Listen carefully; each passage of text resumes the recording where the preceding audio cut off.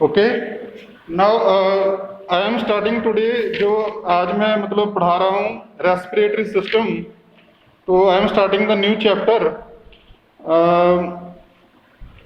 पहले तो हमें मतलब ये पता होना चाहिए व्हाट इज जो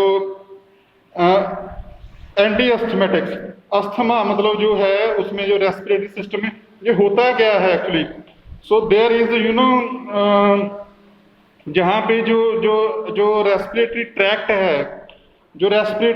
है, उसका जो there is resistance to the flow of air, means air cannot flow easily. So for that we have to take the to relieve the air passage, we have to take the anti asthmatics. So what do the anti asthmatics do? वो करते क्या हैं जो anti अस्थमेटिक्स हैं? तो actually ये है they bind to the leukotriene receptors. So what is this? The bind to लिकोट्राइन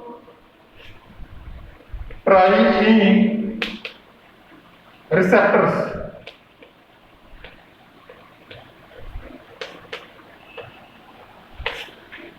लिकोट्राइन receptor पे जो ये बाइंड करते हैं और inhibit the Bronco constriction.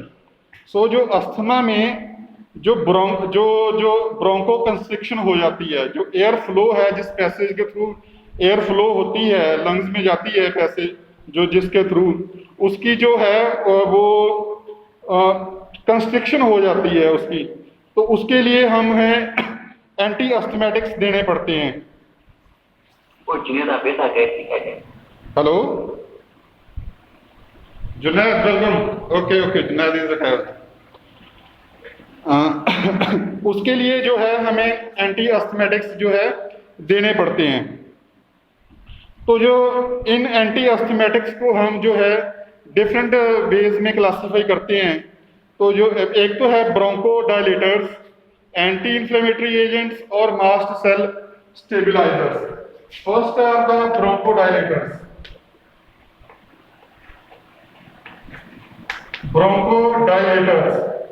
Second are the anti-inflammatory agents.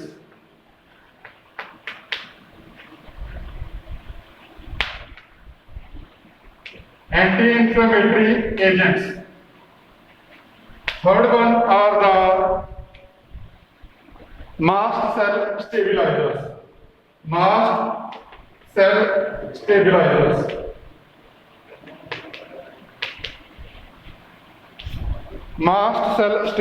जो सबसे पहले हम डिस्कस करते हैं व्हाट आर द ब्रोंकोडायलेटर्स.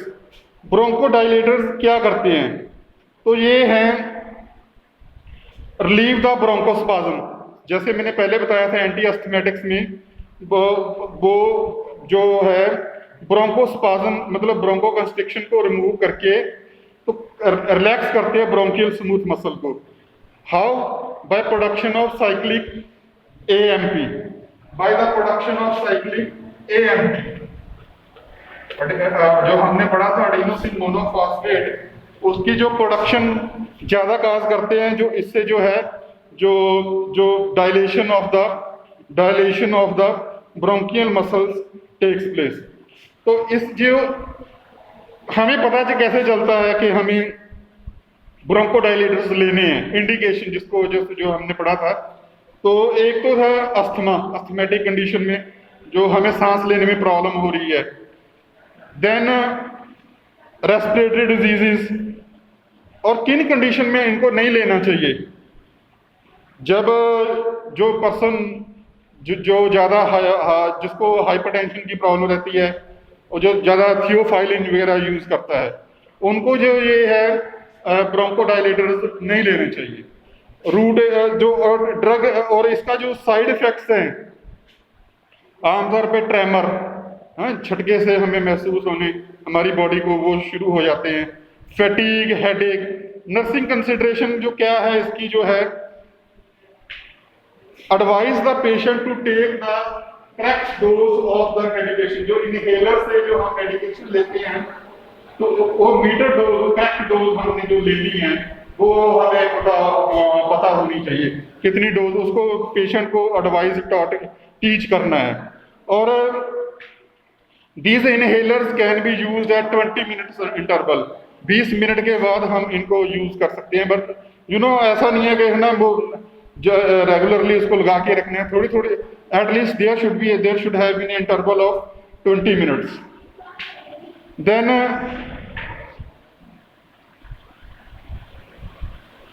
अगर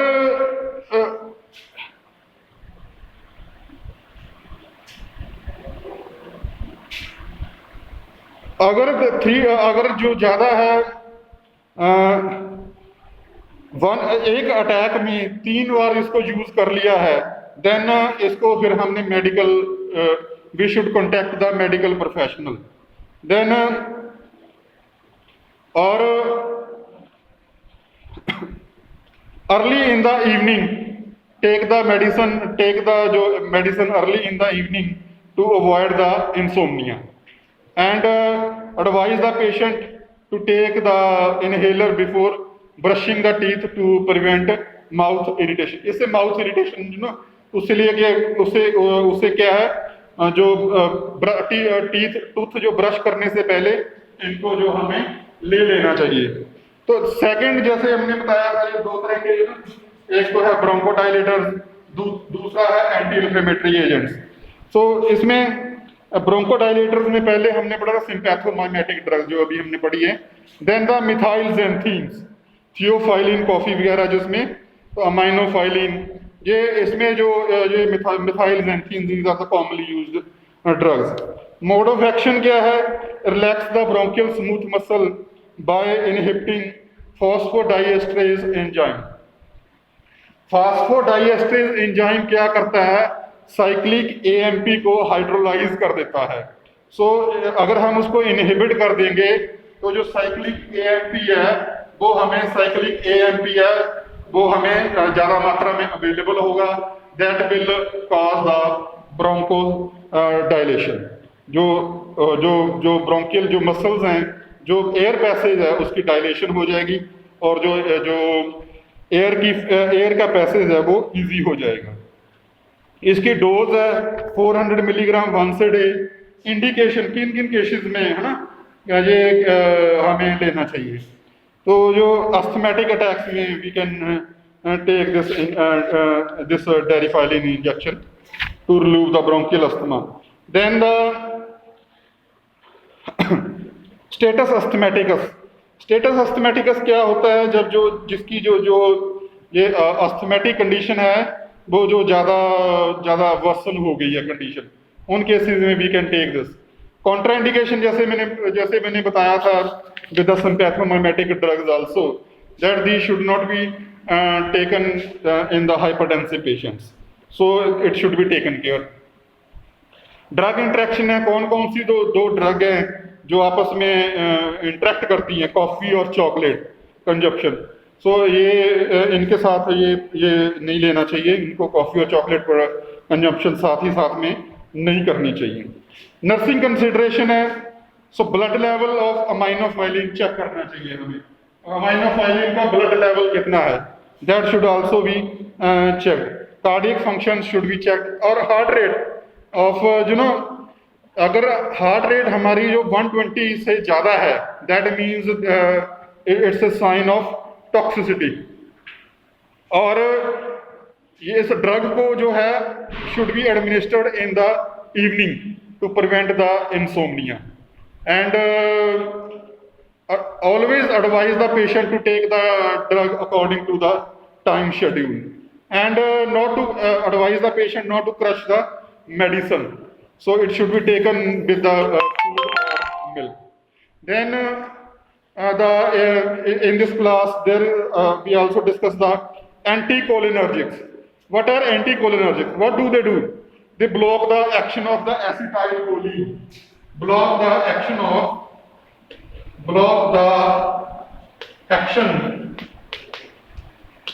acetylcholine. Acetylcholine क्या होता है? That is a neurotransmitter that is जो जो ब्रेन में जो रिलीज होता है, and that is released by the nerve cells, and it sends the signal to the other cells. So ये ब्रेन में एक्चुअली ये रिलीज होता है, और इसका ये तो इसका जो एंटीकोलिनर्जिक्स है, इसके एक्शन को जो ब्लॉक कर देते हैं। इप्राट्रोपियम ब्रोमाइड जो है ये ड्रग है anticholinergic, that is related to the atropine acts as a bronchodilator. So क्योंकि इसका जो एंटीकोलिनर्जिक एक्शन होता है, bronchodilator causes the dilation of the bronchial muscles. और इसका मोड ऑफ एक्शन है, इट शुड एक तो ये क्या है कि blocks the action of the acetylcholine, और दूसरा it should be used for those patients who have not responded to the beta 2 agonists. ये उन पेशेंट को ये कैन बी यूज्ड। इंडिकेशन क्या है, पल्मोनरी डिजीज में इसको हम यूज कर सकते हैं। Contraindication as I told earlier also that it should not be used with the hypertensive patients. Side effects हैं, ड्राई थ्रोट है, इससे जो हार्ट रेट है वो इंक्रीज हो जाती है। नर्सिंग कंसिडरेशन है, असेस द ब्लड प्रेशर जो and administered around the clock to maintain the therapeutic plasma level. और जो है पेशेंट को एडवाइस करना है कि to take the adequate liquids proper जो है, ताकि जो to decrease the viscosity of the airway secretion, and advise the patient to avoid the OTC cough or cold or other preparations without consulting the healthcare professional, and patient to avoid smoking should be avoided, should not be done when these drugs are being taken। और other अब तो ये था हमने अभी पढ़ा है bronchodilator. Second of the anti inflammatory agents, जो हमने एंटी इंफ्लेमेटरी एजेंट्स क्या करते हैं, ये एयरवे स्वेलिंग को रिड्यूस कर देते हैं, एयरवे स्वेलिंग को रिड्यूस करते हैं और म्यूकस प्रोडक्शन को डिक्रीज कर देते हैं। एयरवे स्वेलिंग को रिड्यूस करते हैं और म्यूकस प्रोडक्शन को जो है डिक्रीज कर देते हैं। सो इस तरह से ये एंटी इंफ्लेमेटरी जो ड्रग्स हैं वो वर्क करती हैं। इनमें जो मेन दो ड्रग है प्रेडनिसोलोन और हाइड्रोकॉर्टिसोन। प्रेडनिसोलोन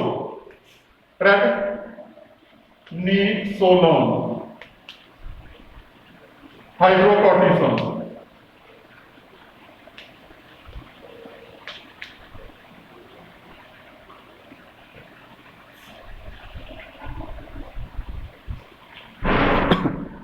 ये प्रेडनिसोलोन, हाइड्रोकॉर्टिसोन, हेमीसक्सिनेट जो है ये हम इसको लेते हैं। और किन केसेस में लेना है, अगर तो जो स्टेटस अस्थमेटिकस सिम्टम जो है वर्सन हो जाए, एक्यूट एक्सजर्वेशन होता है, शॉर्टनेस ऑफ ब्रेथ, तो उसमें भी है हम इसको ले सकते हैं। तो और ड्रग इंटरेक्शंस हैं, किसके साथ इसकी जो इंटरेक्शंस होती है, rifampicin should not be taken with along with it. Excuse me sir. हाँ जी हेलो हाँ जी प्रेडनिसोलोन की एक्शन क्या है? किसकी? प्रेडनिसोलोन का यही है जो मैंने अभी बताया था, reduces the airway swelling and mucus production. जो एयरवे स्वेलिंग है उसकी जो स्वेलिंग को रिड्यूस कर देता है और म्यूकस प्रोडक्शन को कम कर देता है। अगर स्वेलिंग रिड्यूस होगी तो उससे क्या होगा, एयर पैसेज है तो वो स्मूथ हो जाएगा और एयर का फ्लो जो है इजी हो जाएगा। और जो म्यूकस प्रोडक्शन कम हो जाएगी उससे जो है वो जो रेजिस्टेंस एयर को नहीं मिलेगी और उससे क्या है जो सांस अच्छी तरह से मतलब आ सकता है। अंडरस्टैंड? ओके। देन इसके जो साइड इफेक्ट्स हैं, साइड इफेक्ट्स क्या है, एड्रीनल इनसफिशिएंसी, जो fungal infection, oral and nasal irritate, hoarseness of the voice जो है उसकी वो खराब हो जाती है, भारीपन आ जाता है उसमें जो है। ये इसके साइड इफेक्ट्स। एडवर्स इफेक्ट्स हैं peptic ulceration, rounded face. Nursing consideration, nursing consideration क्या है, इसकी जो advise the patient to take the inhaler properly and it should be taken, drug should be taken before brushing the teeth to avoid the irritation. Before brushing the teeth the drug should be taken. और adrenal insufficiency, depression, muscle pain, ये इन चीजों का जो है हमने ध्यान रखना है. और ये ट्रीटमेंट शुरू करने से पहले जो स्टीरॉयड की कॉम्प्लिकेशन तो नहीं है पेशेंट में, उसका भी जो हमने प्रॉपर मॉनिटरिंग करनी है उसकी. Third are the mast cell stabilizers. Mast cell stabilizer जो इसमें तीसरे हैं, जो पहले हमने दो पढ़े थे, कौन कौन से? ब्रोंकोडायलेटर, एंटी इंफ्लेमेटरी एजेंट्स, दो जे हो गए, और तीसरा हो गया mast cell stabilizers. Mast cell stabilizers क्या करते हैं? Block the histamine release. Block histamine release. Block histamine release. Histamine release की क्या है? ब्लॉक कर देते हैं. और ये ओरली ये ड्रग जो है अब्जॉर्ब नहीं होती हैं दोस्तों. इसके लिए इसको इनहेलेशन एज ए इनहेलर, इसको जो रोटा कैप जैसे उस तरह से इसको दिया जाता है. और इनको ड्रग को should not be mixed with the bronchodilator when used taken as a inhalants. और जो इसकी जो ड्रग है जो इनमें इन क्लास में आते हैं डाइसोडियम क्रोमोग्लाइकेट और कीटोटिफन. ये डाइसोडियम क्रोमोग्लाइकेट और कीटोटिफन जो है इस क्लास के अंडर आते हैं. इंडिकेशन किस केसेस में लेना है? ब्रोंकियल अस्थमा, रेस्पिरेटरी एलर्जीज, इन केसेस में हम इन ड्रग को ले सकते हैं. कॉन्ट्राइंडिकेशन जैसे मैंने पहले भी दूसरे क्लासेस में भी था, हाइपर सेंसिटिव पेशेंट्स, ये ड्रग है should not be taken. Pregnancy, lactation, जो mother, if the mother is feeding the baby, it should not be taken in those cases. एक होता है मनीरे डिजीज. मनीरे डिजीज होती है हियरिंग लॉस. हियरिंग लॉस जो है इसमें भी ये इसको नहीं लेना. Side effects and drowsiness, dry mouth, dizziness वगैरह इसमें हो जाते हैं. Gastric disturbance, headache, blood vision, ये इसमें हो जाता है. और हेलुसिनेशंस, हमें मतलब फॉल्स हेलुसिनेशन, हम इमेजिन करना शुरू कर देते हैं फॉल्स चीजों को, तो ये इसका भी जो है साइड इफेक्ट है. नर्सिंग कंसिडरेशन है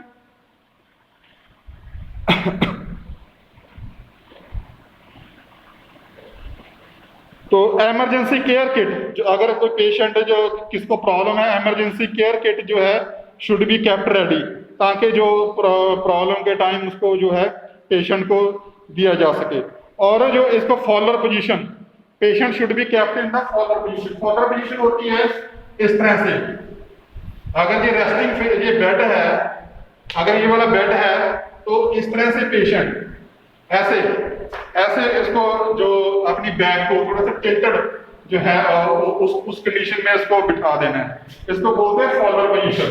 इस तरह से इसको जो है पेशेंट को, मतलब यहाँ पे हेड यहाँ पे होगा और जो लेग्स वगैरह यहाँ पे, तो लेग्स यहाँ पे रख के हेड को यहाँ पे टिका लेना, थोड़ा सा टिल्ट करके उसने जो बैठ जाना है, उससे जो पेशेंट को आराम मिलता है. और अमीनोफाइलिन और adrenaline can be given. Then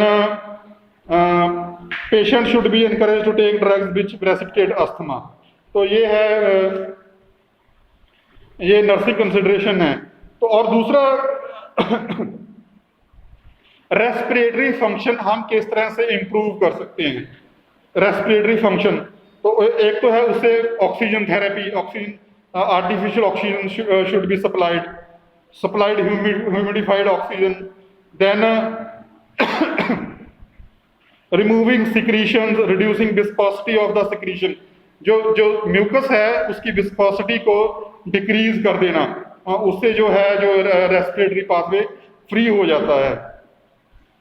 decrease the anxiety of the patients, उसकी पेशेंट को जो ना उसकी एंजाइटी को दूर करना, this is another way. Then breathing exercise, लंबे लंबे सांस, इस तरह से लंबे लंबे सांस लेने, उससे जो है, या फिर हाथ जो नाक पे हाथ रख के दो मतलब जो गिनती करनी, हमें पता चल जाता है कि हमें प्रॉब्लम कितनी है। लंबे लंबे सांस लेने, इसमें एक ये भी है, प्रिवेंट द इन्फेक्शंस, और दूसरी कोई इन्फेक्शन पेशेंट को जो है नहीं होनी चाहिए। स्टेटस अस्थमेटिकस, स्टेटस अस्थमेटिकस जैसे मैंने बताया था, वर्सन जो कंडीशन है वर्सन हो जाती है, वर्सन जो कंडीशन जो है वो वर्सन हो जाती है, तो उसमें क्या करना चाहिए? एक्चुअली ये इमरजेंसी कंडीशन है, तो ये अक्यूट रेस्पिरेटरी इन्फेक्शन में होता है, जहाँ कोई हम ड्रग है अब्रप्टली हम विड्रॉ कर लें, उससे भी ये प्रॉब्लम हो सकती है। तो इससे ट्रीटमेंट क्या है? नेबुलाइजेशन, नेबुलाइजेशन मतलब स्प्रे, इनहेलर लेना, तो ऑफ साल्ब्यूटामोल और इप्राट्रोपिन, जो हमने ड्रग्स अभी पढ़ी हैं उनका स्प्रे वगैरह है, आफ्टर 30 मिनट के बाद उनको जो है लेना। और सर नेबुलाइजर में कौन सा ड्रग डालते हैं? साल्ब्यूटामोल और इप्राट्रोपिन, जो अभी हमने जो 3 ड्रग्स ये पढ़ी है ना, ब्रोंकोडाइलेटर, एंटी मास्टर, इनमें से ये आमतौर पे ये जो साल्ब्यूटामोल, इप्राट्रोपिन, ये 2 ड्रग्स हैं, उनकी जो इनहेलर फॉर्म में हम इसको नेबुलाइजेशन उसको बोलते हैं, इनहेलर है ना, थ्रू द रोटा कैप उसको इनहेल करना। साल्ब्यूटामोल और ipratropium, ipratropium. Okay sir, okay sir, okay. और वाइटल जो है टैकीकार्डिया, एक ब्रेडिकार्डिया और टैकीकार्डिया, मतलब जो है हार्ट रेट इंक्रीज हो जाना, उसका भी जो रेगुलरली मॉनिटर करना है, जो हार्ट रेट इंक्रीज, ज़्यादा इंक्रीज नहीं होनी चाहिए। और ऑक्सीजन इनहेलेशन, ऑक्सीजन की जो अगर प्रॉब्लम आ रही है तो उसको regular supply of the oxygen should be, artificial supply और humidified oxygen should be given. Antibiotics if required, अगर कोई इन्फेक्शन है तो antibiotics should be given. IV fluids to correct the dehydration, जैसे डिहाइड्रेशन हमें ना बॉडी फ्लूइड्स ज़्यादा loss हो गए हैं, तो उसके लिए जो है हमें continuous intravenous fluid should be given. Then aminophylline 250 milligram slowly intravenously, that should be given carefully also. और आर्टिफिशियल वेंटिलेशन, इन अगर हमें मतलब जिस कमरे में कोई पेशेंट बैठा है उसकी प्रॉपर वेंटिलेशन होनी बहुत जरूरी है। विंडो बंद है, उस विंडो को खोल दो, और किसी proper supply of the air, proper supply of the जो natural air should be there. Nursing consideration क्या है इसमें? जो लंग साउंड और रेस्पिरेटरी फंक्शन प्रॉपरली चेक करना है। जब हम सांस लेते हैं तो कोई लंग में कोई आवाज तो नहीं आ रही, और जो फंक्शन है रेस्पिरेटरी सिस्टम है, लंग्स प्रॉपरली वर्क कर रहे हैं, ये रेगुलरली इसको चेक करना बहुत जो जरूरी है। और एंटी एस्थमेटिक्स जो हैं that should be taken as prescribed by the physician, regularly जो फिजिशियन ने प्रेस्क्राइब किए हैं उसके हिसाब से ही लेना है। और स्मोकिंग वगैरह जो है वो अवॉइड करनी है। और इंस्ट्रक्ट पेशेंट को इंस्ट्रक्ट करना to take the metered exact dose, ना कम लेनी है, जो जितनी रिक्वायर्ड है उतनी ही लेनी है, उसको किस तरह से वो इनहेलर को यूज करना है उस तरह से उसको एडवाइज कर देना है। और अगर कोई हम पेशेंट कोई ड्रग ले रहा है और डिजायर्ड इफेक्ट नहीं शो हो रहे हैं, तो immediately should consult the physician, ताकि जो if the drug has to be changed, जो भी उसने चेंजेस करनी है तो immediately should contact the physicians. और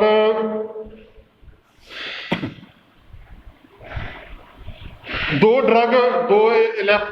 मतलब एक बार इनहेलर ले लिया, दूसरी बार लेना है, तो there should be minimum of 5-10 minutes gap should be there. Immediately नहीं है, वो मुंह पे लगा के ही रखना है, तो there should be a gap of 5 और 10 मिनट्स।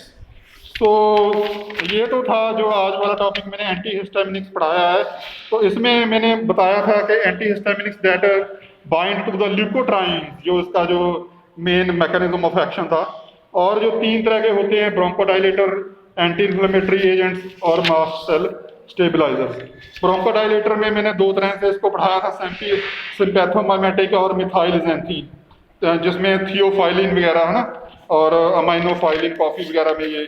तो और एंटी इन्फ्लेमेटरी में अभी मैंने प्रेडनिसोलोन वगैरह जो इसमें आते हैं। मास्ट सेल स्टेबलाइजर में डाइसोडियम क्रोमोग्लाइकेट। और जो स्टेटस अस्थमेटिक मतलब जो है कंडीशन अगर वर्सन हो जाए। तो ये तो था आज का टॉपिक।